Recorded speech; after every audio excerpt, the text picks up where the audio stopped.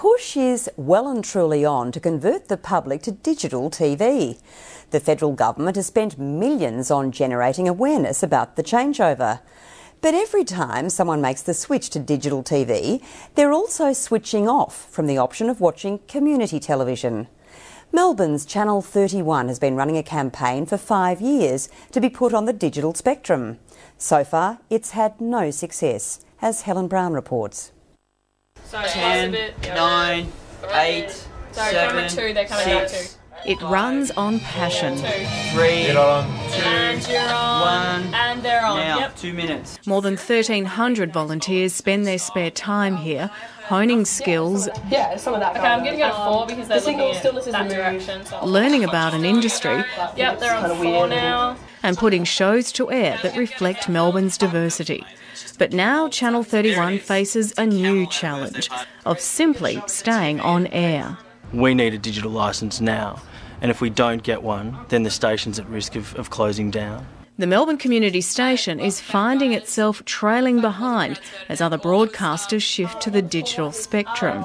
Viewers are buying digital TVs and set-top boxes so they can watch their usual channels and the new ones. But community TV is yet to be given any of the digital spectrum to broadcast from, and they say the consequences are dire. Basically, every time somebody gets a digital or makes the switch to digital, we lose a viewer.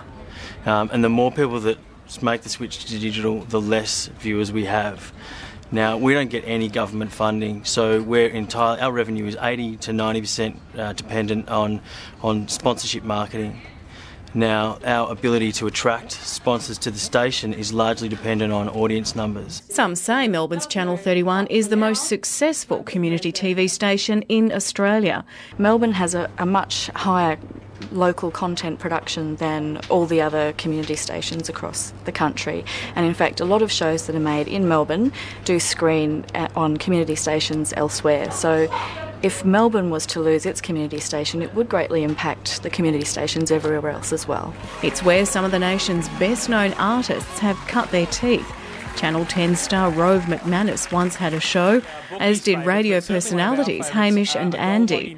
The federal government says Australia's 5 community channels won't be left behind, and that it's actively working on a solution to a complex problem where it has to ensure that everyone who needs digital space gets it. But for those working at Channel 31, the feeling is that time is running out. The inaction is really frustrating from our point of view, because we can imagine the heights that a program like ours could reach if we had more viewers.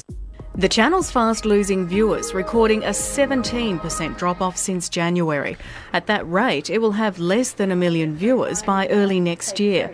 And they say that's not enough to sustain advertising dollars. We're just asking for parity. We're not asking for anything extra. All the other channels were given a digital licence as soon as digital TV came online. The government still hasn't given community television a digital licence, and it's now 9 years down the track. While the station waits for a chance to broadcast on the same spectrum as commercial and public networks, it continues to break ground for them. Hello, and welcome to the Naughty Rude Show. It's a show about sex, relationships, drugs, alcohol, the whole kit and caboodle. But one of its most popular programs has grabbed the attention of commercial networks. There's some really interesting new talent there. So they tell us that they're having some interest from a couple of commercial networks, which is very exciting for them. And they're also getting the highest ratings that Channel 31 has ever had for a show. Channel 31 is also a reflection of Melbourne's multicultural scene, with programs broadcast in 25 different languages. Bienvenidos and welcome to the show that brings you all the excitement of Spain and Latin America. The Spanish and Latin American community, they've embraced us. We have lots of strong ties with all our partners. We're received really well. Like I said, this is a Latin American show, but our crew is very multicultural. Channel 31's been negotiating for digital access for almost a decade. It's ramped up its campaign since missing out in the May federal budget.